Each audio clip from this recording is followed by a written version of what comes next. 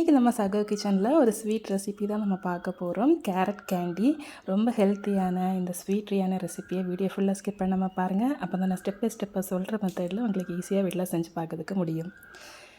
சரி வாங்க, இந்த கேரட் கேண்டியை எப்படி செய்யலாம் நம்ம வீடியோக்குள்ளே போய் பார்க்கலாம். அதுக்கு முன்னாடி என்னுடைய சகோ கிச்சன் யூடியூப் சேனலை மறக்காமல் சப்ஸ்கிரைப் பண்ணிக்கோங்க. இப்போ வாங்குறது எப்படி செய்யலான்னு பார்க்கலாம். அதுக்கு ஒரு 1/2 கிலோ அளவுக்கு கேரட் எடுத்துக்கலாம். நல்லா ஃப்ரெஷ் கேரட்டாக பார்த்து எடுத்துக்கோங்க. இதில் இருக்கிற அந்த மேல் பாகம் கீழ் பாகம் அதெல்லாத்தையுமே கட் பண்ணிவிட்டு இந்த மாதிரி ரஃப்பாக அப்படி இல்லைன்னா ரவுண்டாக இந்த மாதிரி கட் பண்ணி எடுத்துக்கலாம். நமக்கு நான் இன்றைக்கி ரவுண்ட் ஷேப்பில் தான் கட் பண்ணி எடுத்துக்க போகிறேன். எடுத்தது அத்தனையுமே நம்ம மிக்ஸி ஜாரில் போட்டு ஃபஸ்ட்டு தண்ணியெல்லாம் விடாமல் ஜஸ்ட்டு பேஸ்ட்டாக நம்ம அரைச்சிட்டு வந்துடலாம்.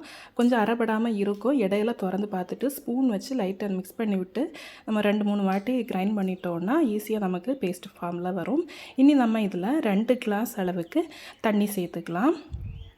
நம்ம ஜூஸ் ஃபார்மில் எடுத்துக்க போகிறோம், அதுக்காக தான் தண்ணி சேர்த்துக்க போகிறோம். இப்போ திரும்பவும் நம்ம இதை பிளெண்ட் பண்ணிவிட்டு வந்துடலாம். இப்போ ஜூஸ் எல்லாம் எடுத்தாச்சு. இனி நம்ம இதை ஒரு வடிகட்டியில் போட்டு வடிகட்டி எடுத்துட வேண்டியதான். கேரட் ஜூஸ் நமக்கு ரெடி ஆகிடுச்சு. மேலே இருக்கிற அந்த கொத்து அதெல்லாம் நமக்கு தேவையில்லை. ஸ்பூன் வச்சு நல்லா ப்ரெஸ் பண்ணி விட்டுக்கோங்க. அப்போ எல்லாமே நமக்கு ஃபில்டராகி வந்துடும். இப்போ நம்ம எல்லாமே ஃபில்ட்ரு பண்ணி எடுத்தாச்சு.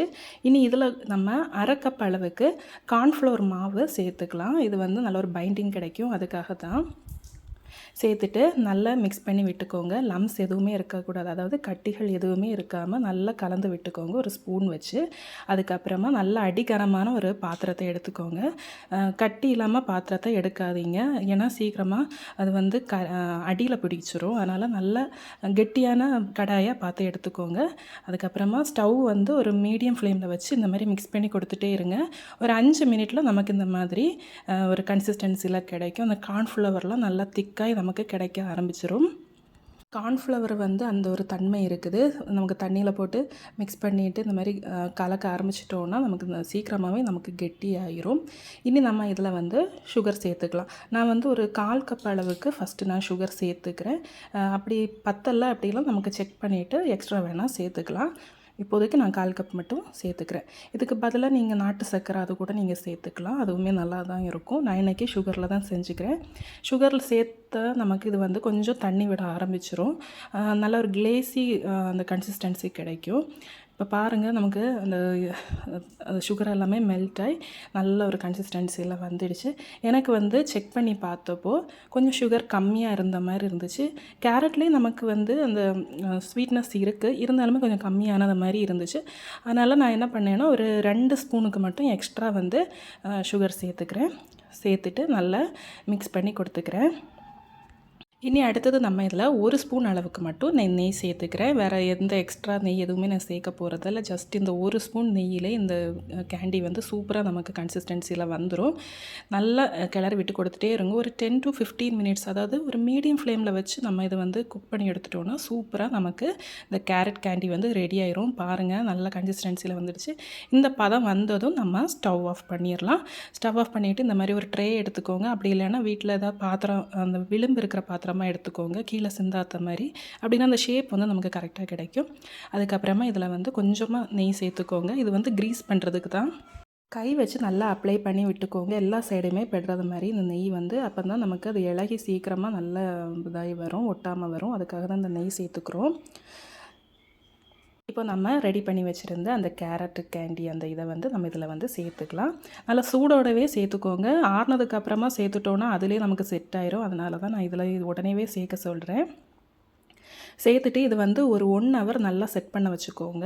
அப்படி இல்லைன்னா ஒரு 1/2 hour நமக்கு செட் பண்ண வச்சுட்டு ஃப்ரிட்ஜில் எடுத்து வச்சாலும் நமக்கு ஈஸியாக வந்துடும். ஆறுனதுக்கப்புறம் மிக்ஸி அது இதில் ஃப்ரிட்ஜில் வச்சுக்கோங்க. அதே மாதிரி இந்த பேக் சைடில் அந்த ஸ்பூனை நெய் தடவி இந்த மாதிரி லெவல் படுத்திக்கோங்க, எல்லாம் ஒரே சமமாக. அப்போ நமக்கு ஒரே அளவில் கிடைக்கும்.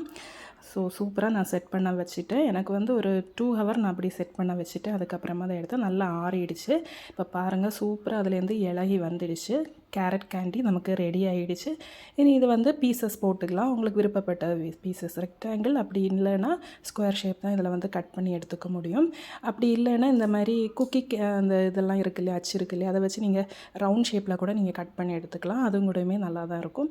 நான் இன்றைக்கி பார்த்திங்கன்னா சின்ன சின்ன ஸ்கொயர் பீசஸாக நான் இதை கட் கட் பண்ணி எடுத்துக்க போகிறேன். அப்போ நிறைய பீசஸ் இருக்கிற மாதிரி இருக்கும், குழந்தைங்க வந்து எடுத்து சாப்பிடுவாங்க இல்லையா.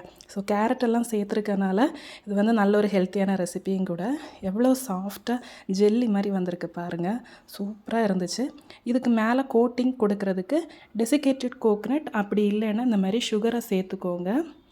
இது வந்து ஆப்ஷனல் தான், சும்மா அப்படியே சாப்பிட்டுக்கலாம். நான் வந்து கொஞ்சம் கார்னிஷுக்காக தான் இதை நான் பண்ணுறேன். இது வந்து டெசிகேட்டட் கோகனட் இல்லை, அதனால தான் நான் என்ன பண்ணேன்னா சுகரில் வந்து இதை வந்து கோட் பண்ணி எடுத்துக்கிட்டேன். இந்த மாதிரி சாப்பிடும்போது கொஞ்சம் க்ரன்ச்சியும் கொஞ்சம் ஜெல்லியுமாக சாப்பிட்ட மாதிரி இருந்துச்சு.